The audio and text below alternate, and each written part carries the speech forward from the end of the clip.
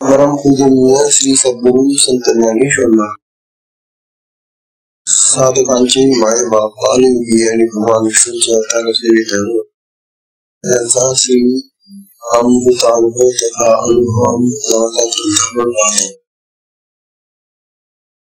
अमृतानुभवाचे हे पहिलंच प्रकरण आपल्या सुरू आहे. शिवशक्ती समावेश. शिवशक्ती आपल्या देहात आहे, जगात आहे आणि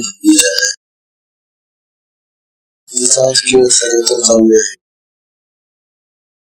अशी ही जी शिवशक्ती आहे, या शिवशक्तीचं स्वरूप आहे ते आपल्याला तेव्हा त्यांच्या अनुभवातून समजायला त्याला हा जो अनुभव आहे देवाचा तो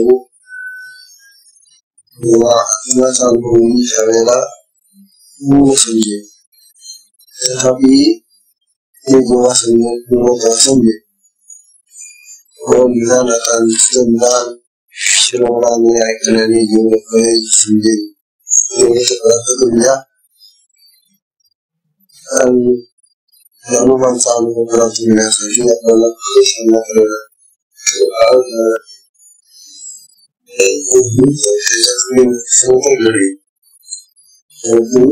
आपल्याला त्यांनी सांगितलेले हे जे विचार आहेत, त्यांनी सांगितलेले अनुभव आहेत ते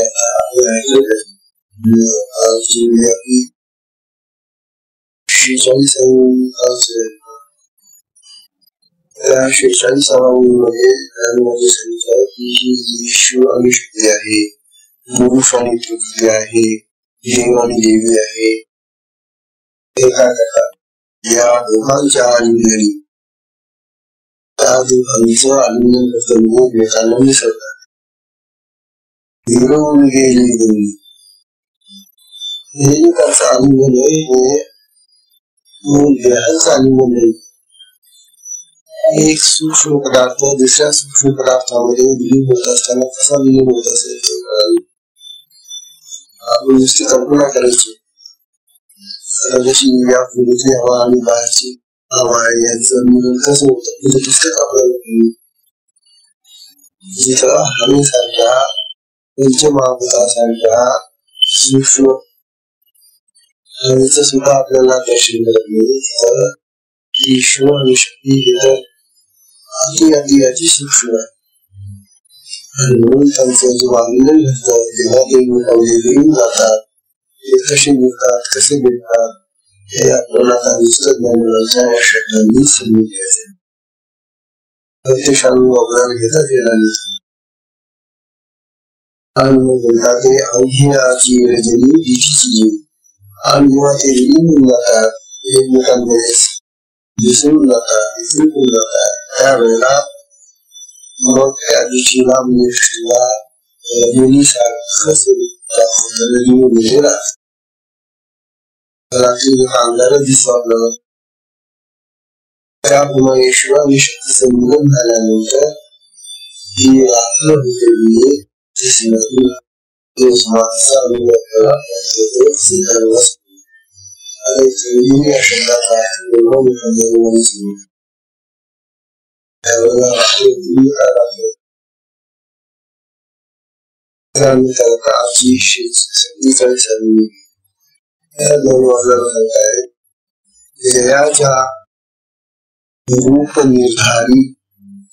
जयाच्या रूप निर्धारी हेमी परेशी वैखरी येली परेशी वैखरी सिंधूशी प्रणय निवडी सिंधूशी प्रणय निवडी गंगादेश सिंधूशी प्रणय निवडी गंगादेश अशी ओवी आहे. ओव्या आहे सोप्या मला असं वाटतं की किती सोप्या ओव्या लिहिलेल्या ते जे शब्द आहेत ना ते प्राचीन मराठीचे यादवकालीन मराठीचे शब्द आहेत. त्यामुळे काही काही शब्द आपल्याला तरी आता यावरून कुठेच तसाच शब्द नाही सोपे शब्द परंतु त्या मागे जो अर्थ आहे ना तो खोल आहे महान आहे मोठा आहे आणि आपल्याला तो अर्थ जाऊन घ्यायचा आहे.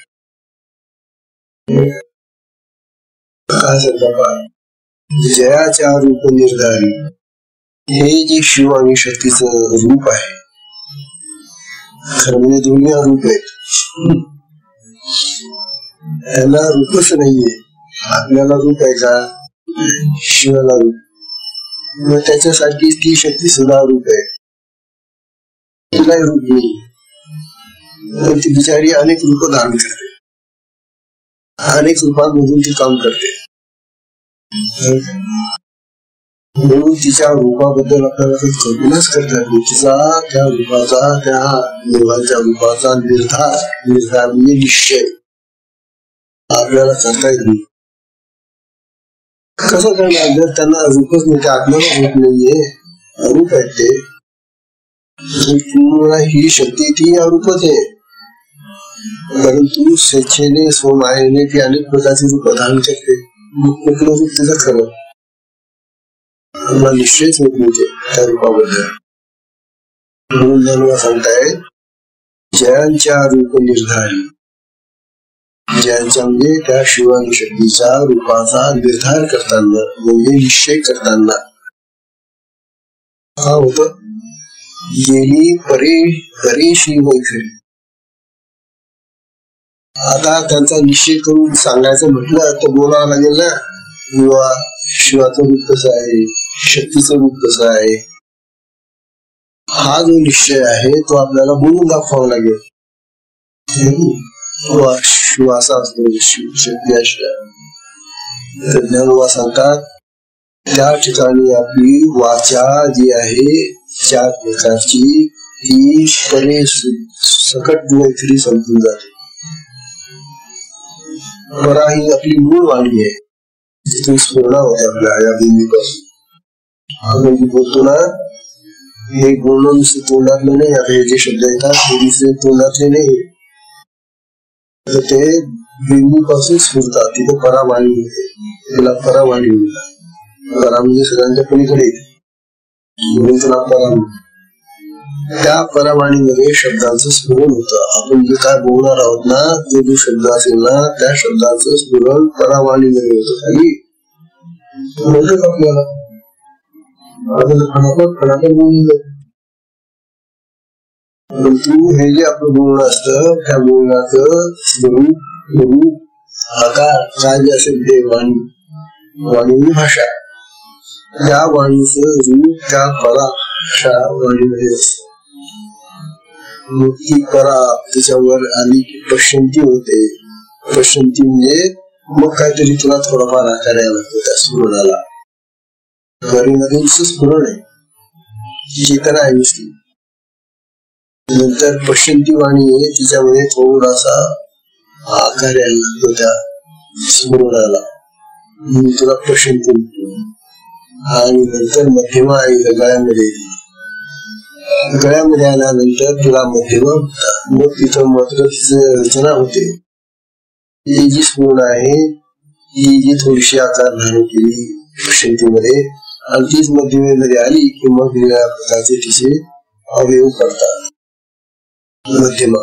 आणि मग वैखरी मध्ये जेव्हा येते ही आपण जी बोलतो आता वैखरी भाषा त्याला वैखरी म्हणतात. वैखरी मध्ये शब्द वाक्य आणि त्यांचे जे प्रकार आहे निर्माण आणि मग आपला व्यवहार होतो. मग आपला व्यवहार होतो. वैखरीने सगळे व्यवहार आता ज्ञानोबा म्हणतात त्या शिव आणि शक्तीचं स्वरूप सांगण्याचा व्यवहार मी कसा करू? ते तर सगळ्याच्या पलीकडचे या परापश्यंती मध्यमा या वाणीला सुद्धा प्रकाशित करणारे ते दोघे. मग मी वाणी कस काय त्याचं वर्णन करेन?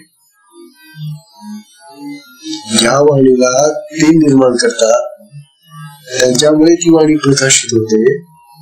अशी ही जी वाणी भाषा आहे आपली, तिला तर तो शिव आणि शक्ती प्रकाशित करतात, निर्माण करतात. असे हे जे शिवशक्ती आहे ते वाणीच्या पलीकडचे, आणि वाणीच्या पलीकडे असलेले शिवशक्ती त्यांचा निश्चय करताना या वाण्या ही वाणी आपली ती समजून जाते.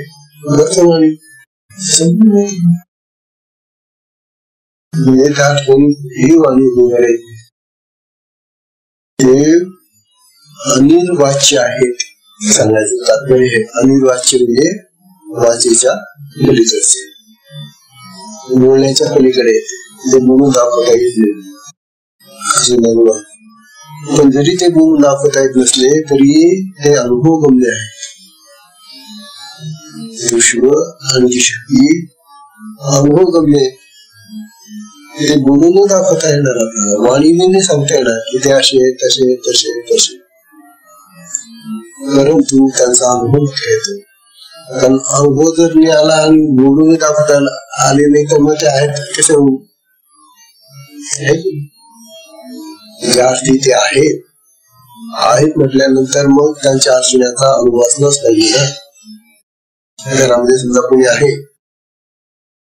आहे म्हटल्यानंतर मग ते जे कोणी आहे त्यांचा अनुभव येतो की नाही आहेत. आता घरामधली माणसं आपली स्थूल आहेत म्हणून ती दिसतात, म्हणजे शिव आणि शक्ती आपल्या देहात आहेत. देहात जर आहे तर मग त्या देहामध्ये असलेल्या शिव आणि शक्तीचा अनुभव आपल्याला यायलाच पाहिजे. नंतर येतो अनुभव येतो, मग वाणीच्या द्वारे त्यांचं रूप निश्चित करता येत नाही. देहांच्या रूप निर्धारी येरी परेशी वैखरी.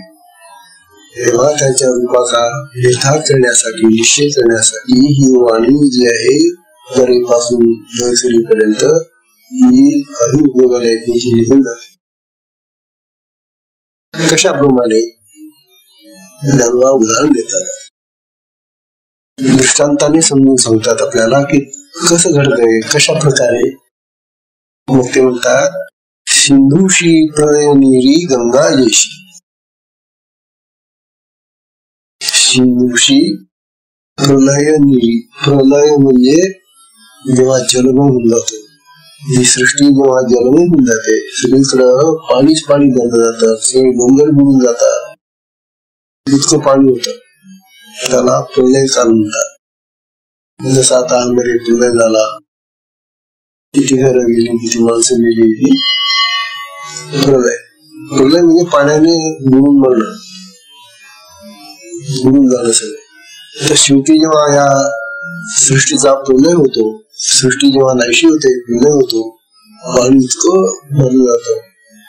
मग इतकं पाणी जर भरलं गेलं त्या वेळेला, तर मग त्या ठिकाणी ही सिंधू, गंगा, गोदावरी, कृष्णा त्या नद्या दिसतील तर मला किती पाणी भरलेले आहे. डोंगरातून डोंगरी बुडून गेले खाली, इतका पाण्याचा साठा जेव्हा होतो, पृथ्वी बुडून जाते, सगळी प्रलय होऊन जातो. त्यावेळेला मग ह्या ज्या छोट्या छोट्या वाहणाऱ्या खाली प्रवाहित असणाऱ्या नद्या आहेत त्यांचं अस्तित्व संपून जातं, त्या राहतच नाही, हे दिसत नाही. सागर माहिती, सागर कुठे येतो, मग जिथं सागर राहिला नाही तिथं नदी खूप दिसेल हो, नदी त्या मनाने खूप लहान असते. तर ज्याप्रमाणे प्रलय कालामध्ये नीर म्हणजे पाणी, नीर शब्दाचा अर्थ लक्षात घ्या. हा आपल्या गावाचं जे नाव आहे ना त्याच्यामध्ये नीर आहे बरं का. अमळ नीर, नीर शब्द आहे ना तो मूळ संस्कृत शब्द असा आहे, अमल नीरम. नीर म्हणजे पाणी. ज्या गावाचं पाणी निर्मळ आहे, मलरहित आहे, त्या गावाला मळे म्हणतात. आहे का? पण काही दिवस आले हो, ते अमल म्हणजे निर्मळ तर राहून द्या, पण साधं पाणी सुद्धा नाही आता मळकट तशी दिवस आले. तेव्हा नीर म्हणजे पाणी, संतुष्ट द्या नीर. तेव्हा ज्ञानोबा म्हणतात की सिंधूशी प्रलय नीरी गंगा देश. तेव्हा ज्या वेळेला प्रलय काल होतो त्यावेळेला ती सिंधू म्हणा किंवा ती गंगा म्हणा, गोदावरी म्हणा, या ब्रह्मपुत्रा म्हणा, या मोठमोठ्या नद्या पूर्ण अदृश्य होतात, नाहीशा होऊन जातात. तस या शिवानी शक्तीचं स्वरूप प्रलय कालातील त्या पाण्याप्रमाणे इतके भरलेले या जगामध्ये, नद्यामध्ये, आपल्या प्रपंचामध्ये सगळीकडे भरलेले ते अफाट येते. प्रलय कालाच्या त्या पाण्याला सुद्धा बुडून टाकले इतके मोठे येते. आणि तर त्या प्रलयाचं हे सगळं दिसणारं जग बुडवत, त्यांना कोण बुडेल? ते सगळ्यांना बुडून गेलेले. असे जे शिवशक्ती त्यांचा निश्चय करताना आमची वाणी पासून नैसर्गिकपर्यंत त्या सिंधू आणि गंगेप्रमाणे नाहीशी. जसं आपल्या कानातल्या पाण्यामध्ये कोणती नदी कुठे वाहते जसं कळत नाही, त्याप्रमाणे त्या आमच्या परापश्चिंती मध्यमान वैखरी या ज्या वाणी आहे त्या दिसत नाहीत, कळत नाहीत, बंधून जातात. कारण त्यांचा निश्चय वाणी करताच येत नाही. असं धन्यवाद म्हणून तुम्हाला बघा ना शिवशक्तीचं धन्यवाद. आता ते म्हणतात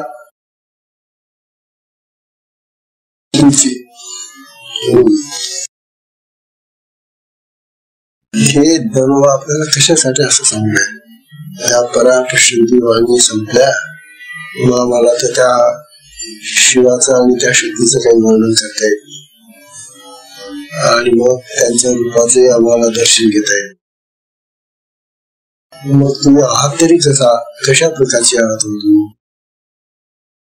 ज्ञानोबा म्हणतात ही शिवशक्ती जेव्हा एकरूप होते, एकत्र होतात ते, त्यावेळेला परब्रह्माचं स्वरूप काय?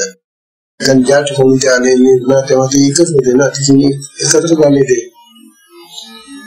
तर त्या वेळेला आपल्या शरीरामध्ये, आपल्या देहामध्ये परब्रह्म स्वरूप निर्माण होतं. आणि परब्रह्माचं स्वरूप म्हणजे मूळ जे परब्रह्म आहे त्याची अवस्था आहे. आपण परब्रह्म स्वरूप होतो, ब्रह्मानंद आपल्याला प्राप्त होतो, आनंद प्राप्त होतो. अशा प्रकारचा हा विचार म्हणून आपल्याला सांगतो.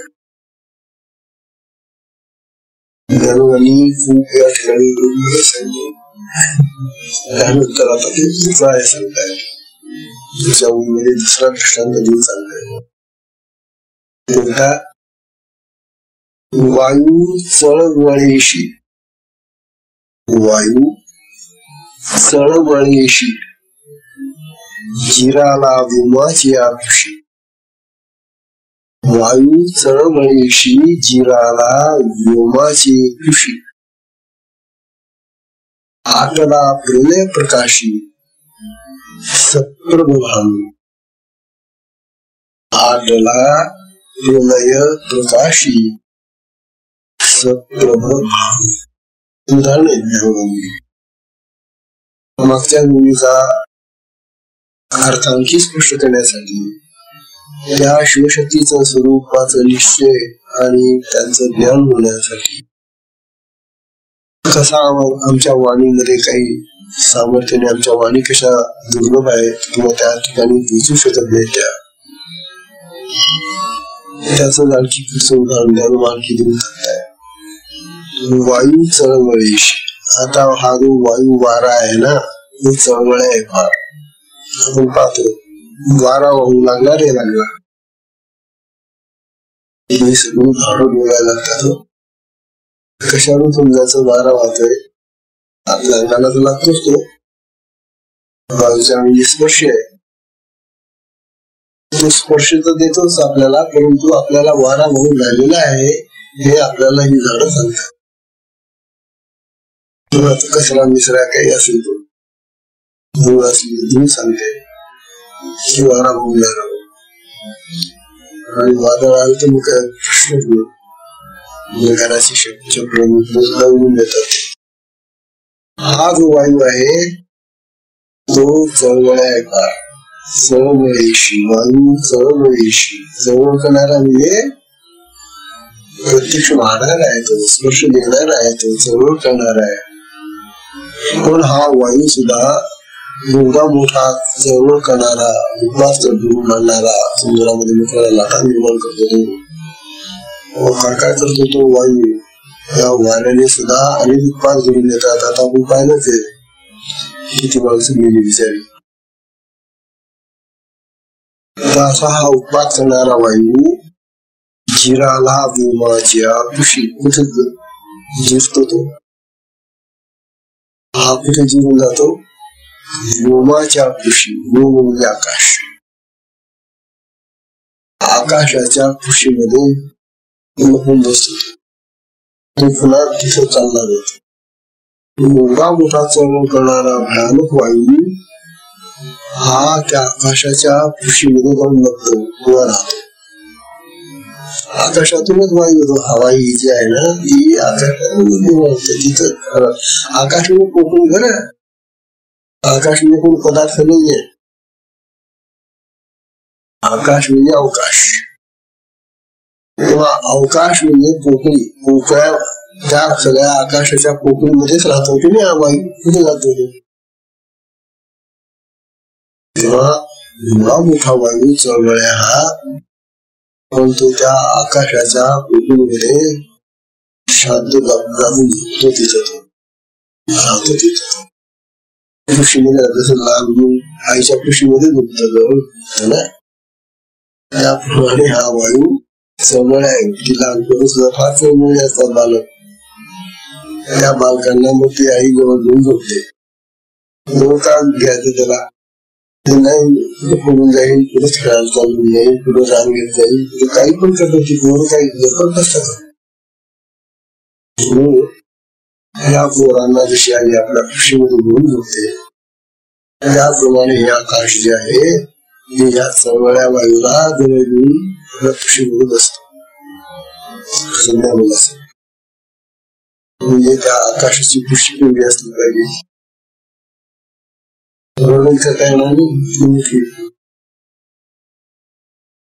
दुसरं उदाहरण देतात ज्ञानोबा. हे कशासाठी सांगताय? त्या शिवशक्तीचं स्वरूप. त्या शिवशक्तीचं स्वरूप आपल्याला दाखवता येत नाही, परंतु अनुभवाला येतं. आणि ते कसं अनुभवाला येतं? जसं ते चळवळ्या वायू आकाशामध्ये स्थिर होतो. हे तर आता प्रत्यक्ष आपण अनुभवतो आणि गुरुने दाखवतो, परंतु त्या शिवशक्तीचं हे जे स्वरूप आहे ते मात्र गुरु दाखवता येत नाही, त्या अनुभवाला येतं. आता दुसरं उदाहरण देतात ज्ञानोबा या गुरुमध्ये. आटला प्रलय प्रकाशी सप्रभ भानू. कोणाटला? भानू. भानू म्हणजे सूर्य. सूर्याला भानू म्हणतात. हा भानू म्हणजे सूर्य कसा सप्रभ आहे. सप्रभ म्हणजे त्याला प्रभा आहे. प्रभा म्हणजे प्रकाश आहे, किरण आहे. सूर्याला किरण असतात. सूर्य जेव्हा उदयाला येतो त्यावेळेला त्याची किरण पाहतात, लीड पाहतो. सप्रभ. तेव्हा हा जो प्रभायुक्त असा जो भानू म्हणजे सूर्य आहे, त्या सूर्याचं काय? आटला प्रलय प्रकाशी सप्रभ भानू. पण ज्या वेळेला प्रलयाचा प्रकाश पडतो, जसं आता प्रलय कालामध्ये पाणी भरतं सगळीकडं, तसं प्रलय कालामध्ये एवढा मोठा प्रकाश पडतो अशा असंख्य सूर्य आहेत. हा आपल्याला एकच दिसतो बरोबर, परंतु या अवकाशामध्ये, या पोकळीमध्ये आकाशाच्या अनेक सूर्य आहेत, अनेक तारे, आणि ते या सूर्यापेक्षा जास्त उजेड देणारे. हा सूर्य त्या मनाने आपल्याला पुष्कळ प्रभाव देतो आपल्या मानाने. यापेक्षा आणखी जास्त दिवस जाऊन टाकेल आपल्याला, परंतु याच्यापेक्षा आणखी मोठमोठे सूर्य आहेत आणि ते अतिशय प्रकाशमान आहेत. आणि ते सगळे प्रकाशमान सूर्य त्या प्रलय काळातल्या प्रकाशाच्या वेळेला उदय पावतात दिसतात. त्या सगळ्यांचा जो प्रकाश पडला तर हा जो प्रकाश देणारा आजचा सूर्य आहे ना, तो पिठे डुबून जातो.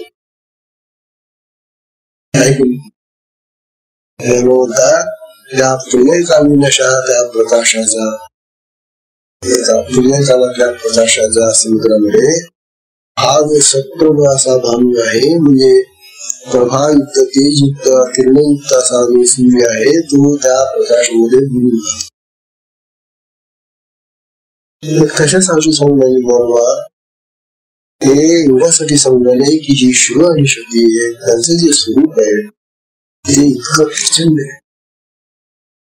त्यांच्या स्वरूपाचं वर्णन आपल्याला निश्चय करता येत नाही, वाणी जिथं संपून जाते. त्याचं वर्णन त्याला दृष्टांत देऊन आपण समजून सांगूया. प्रतिभा आहे. ज्ञानेश्वर महाराज महान कवी पण आहे, कवी तर आहे, पण तो कवी म्हटल्यानंतर आजच्या कवींकडे पाहिल्यानंतर हसायला येतं. त्यांच्या कवितांमध्ये काव्यच नसतं. काव्य हा गुण आहे कवितेतला, त्याच्यामध्ये माधुर्य असते, सुंदरता असते, अलंकृतता असते. पण आजची कविता जरी आता मुक्तते संमेलन झालं, तिथं सगळ्या कवींचं संमेलन होतं. त्या ठिकाणी ते कविता म्हणत होते, काय कविता म्हणत होते. ज्ञानोबांचं जे काव्य आहे ते महामधुर आहे, सुंदर आहे, अलंकारिक आहे. म्हणून ज्ञानोबा आपल्याला अनेक प्रकारच्या उदाहरणांनी हे आत्म्याचं स्वरूप सांगून राहिले. बघा, शिवशक्तीचं स्वरूप सांगून, आत्म्याचं स्वरूप सांगून राहिलं, आणि हे उदाहरण घेऊन आपल्याला पटवून देत आहे. 48 आपण पाहिली. वायू चळवळीशी हिराला जोमाची खुशी आटला पिळे प्रकाशी सत्प्रभ नामू. आता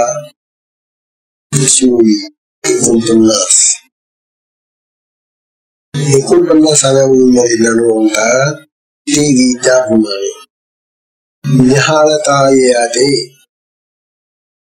त्याप्रमाणे यांना निहाळता गेले पाहणीशी.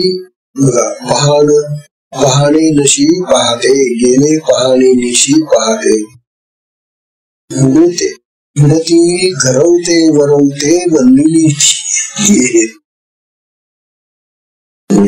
उडती घरवते वरवते बनलेली ती.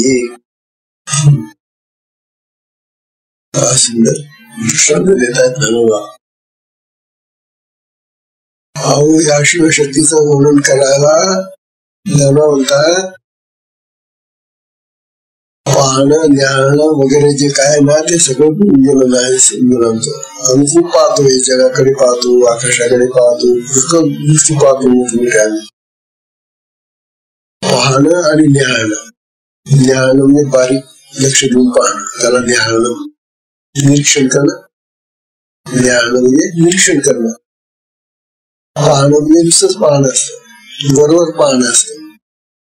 आणि ज्ञानामध्ये निरीक्षण म्हणजे बारकाईने ते पाहतात. बारकाईने पाहण्याला निरीक्षण म्हणतात, ज्ञान म्हणतात.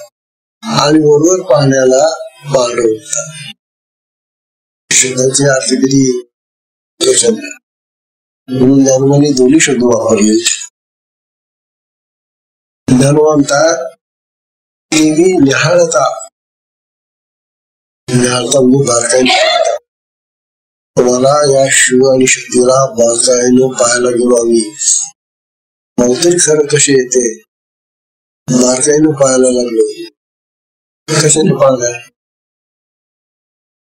तुमच्या जवळ कोणतं यंत्र आहे, कोणतं तुमच्या जवळ असा मोठा करून दाखवणारा नाही का, तो भिंग असतो ना,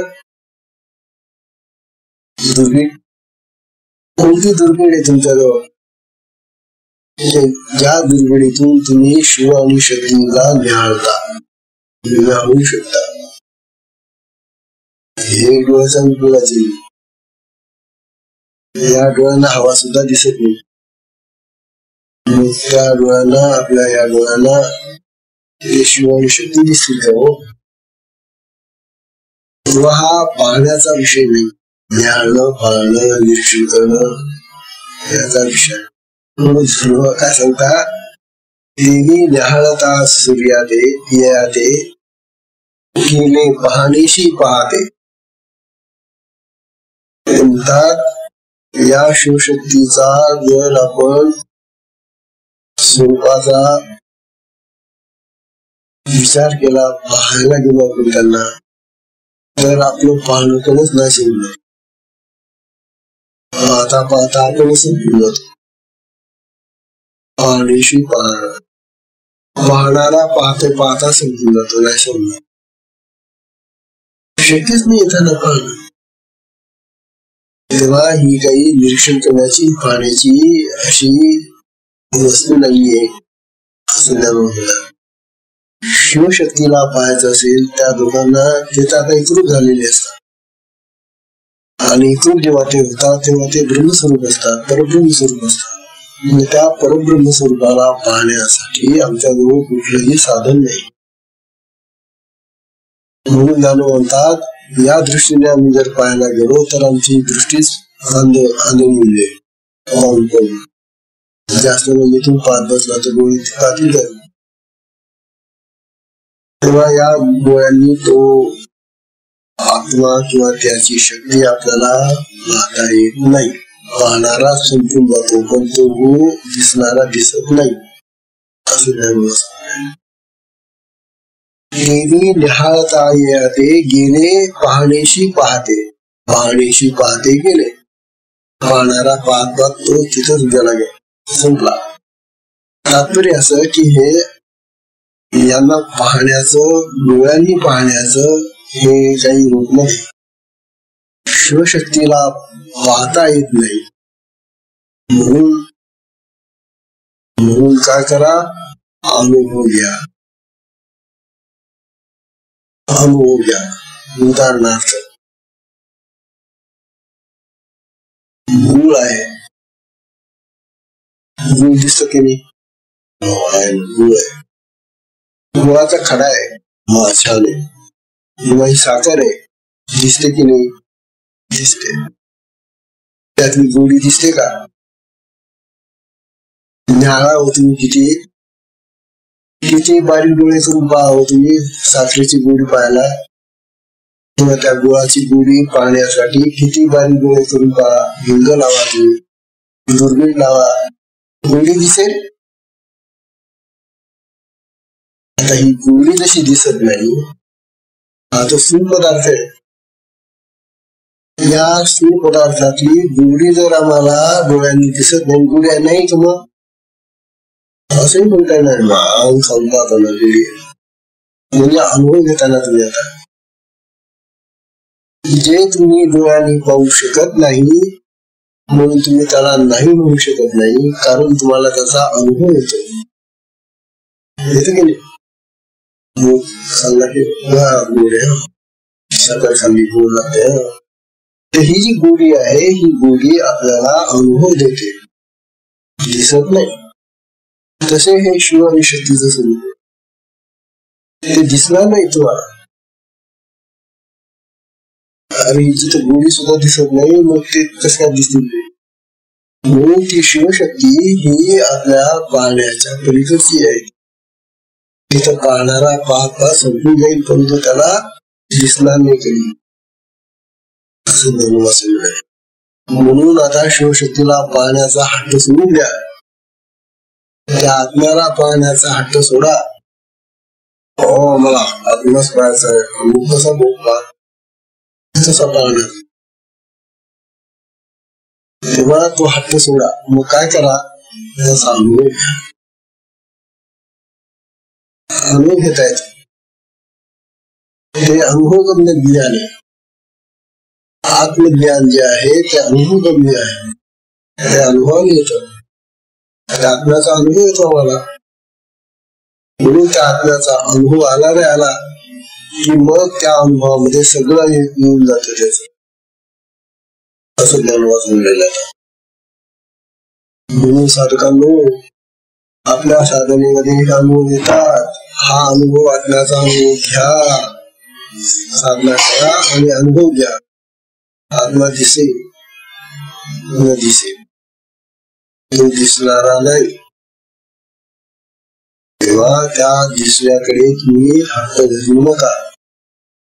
तो आम्हाला दिसलाच पाहिजे तसा काय म्हणतात, तो असा आहे तसा तसा आहे. हट्ट धरला तर तो कधी या डोळ्यांना दिसणारा नाही. म्हणून त्याचा अनुभव घ्या असं ज्ञान आपल्याला सांगावे. केली निहाळता या ते गेले पाहणीशी पाहते. ते ज्ञान म्हणतात मोती घरवते वरवते गेली ती. ज्ञान म्हणतात घरवते वरवते गेली ती. हे आमच्या देहरूपी घरामध्ये वावणारे आहेत. घरवते घरामध्ये, वरवते वावरणारे. काय शब्द वापरले त्यानं. आपल्या घरामध्ये वावरतात ना लोक. आमचे घरातले लोक आहेत, घरातले आहेत आणि घरामध्ये वावरतात म्हणून फिरतात. घरातले म्हणून घरामध्ये फिरतात ना. माझी जनावर येतील. आमच्या घरातले जे लोक आहेत तेच घरामध्ये वावरतात. तसं हा आपला देह जो आहे ना ते त्यांचं घर आहे. मुलाचं शिवशक्तीच. त्या शिवशक्तीच्या स्वरूपाचं तुम्हाला दर्शन होणार नाही, परंतु ते आमच्या घरामध्ये राहतात, आमच्या देहामध्ये राहतात. आणि घरामध्ये राहत असताना ते घरामध्ये वावरतात, फिरतात, काम करतात. ते त्याचा अनुभव घ्यायला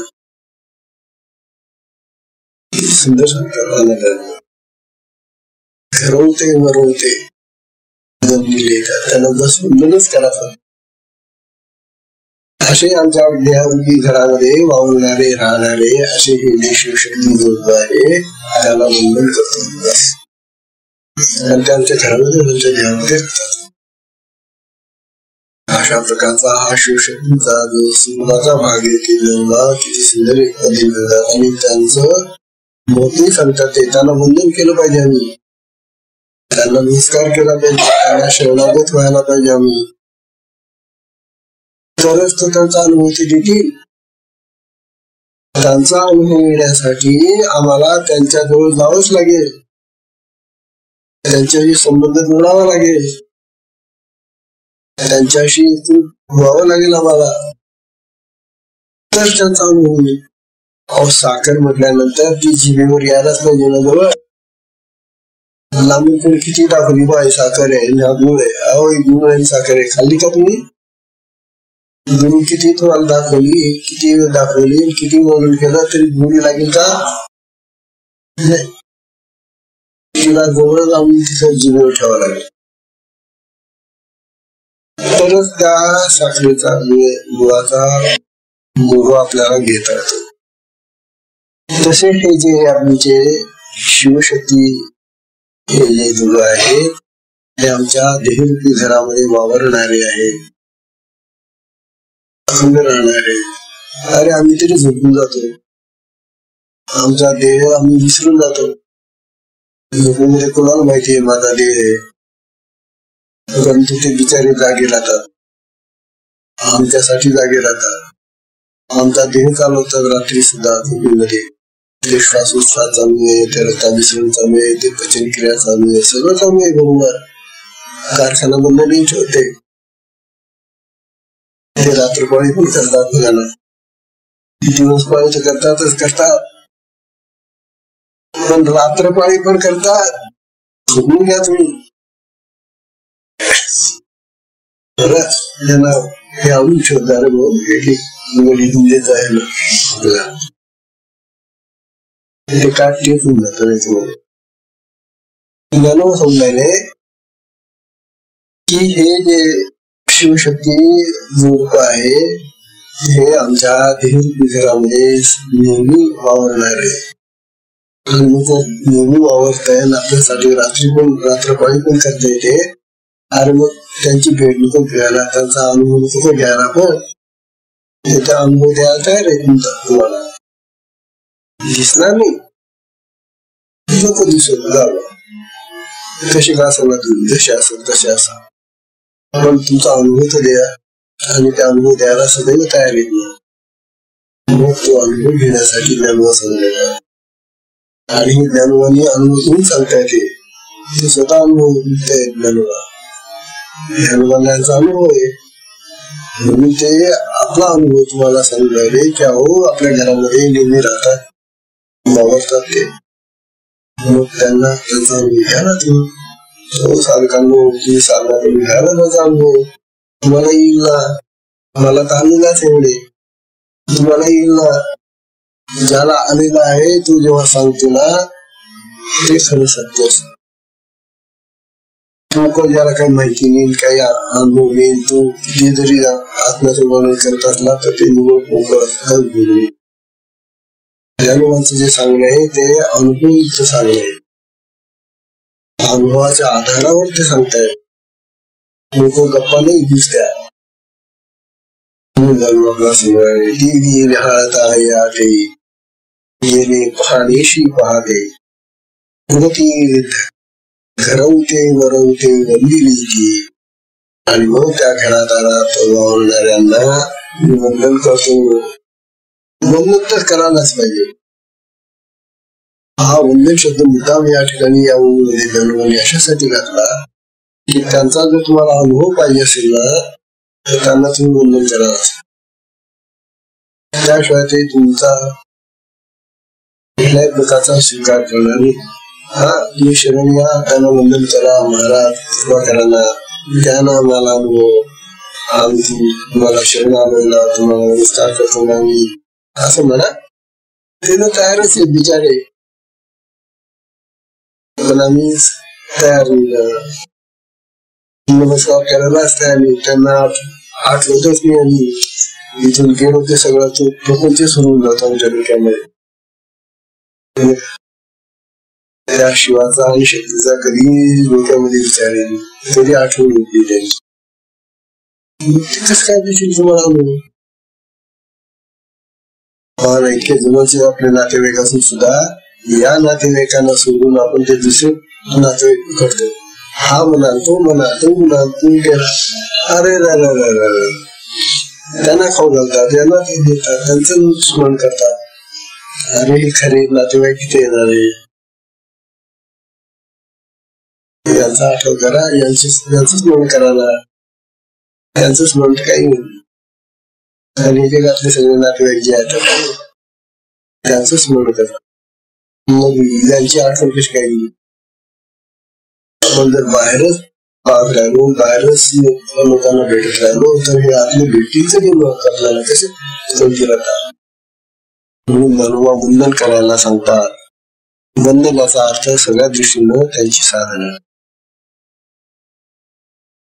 मंत्र होऊन त्यांची साधना करणं, तरच ती शिवशक्ती आपल्याला अनुभव देते. असं ज्ञानोबा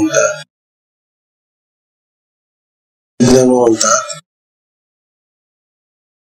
एखाद्या चित्रकाराने समजा गायचं चित्र काढलं. चित्र काढलं, कशाचं चित्र आहे ओळखलं का बरं. पण गाय परिचित आहे ना, गाय तुम्ही पाहिलेली आहे. पण गायचं चित्र पाहिल्याबरोबर ती गाय दुधीचा चित्रातली, तेव्हा त्या चित्रातली गाय जशी दूध देऊ शकत नाही. गाय तर ओळखली आम्ही, परंतु ती आम्हाला दूध देऊ शकत नाही. तसे शिव आणि शक्ती आहेत असं मान्य करतो आम्ही. आहेत ना आमच्या देहामध्ये, आत्माही आहे, त्याची शक्ती पण आहे. मग तो आत्मा आणि ती शक्ती तुम्हाला आम्ही देतील का? नुसतं आहे म्हटल्याने, जशी ती गाय आहे म्हटल्यानंतर ती दूध देते का? ते चित्रातल्यासारखं झालं नाही. त्यांची आठवण म्हणजे काय, बरं का, शिवशक्ती आहे, आत्मा आहे, शक्ती आहे, ते दुसऱ्या काम करतात. अरे पण वंदन करणं, नमस्कार करणं आहे का म्हणतो नुसतं? साधनेवर भर देतात. तुला पाहिजे असं ज्ञान मला सांगायचं. ती गाय नुसती पाहून काही देते का? प्रत्यक्ष गायीला आणा, तिचं संगोपन करा, तुला खाऊ पिऊ घाला,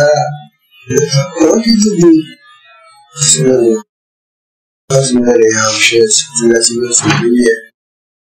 त्याला 50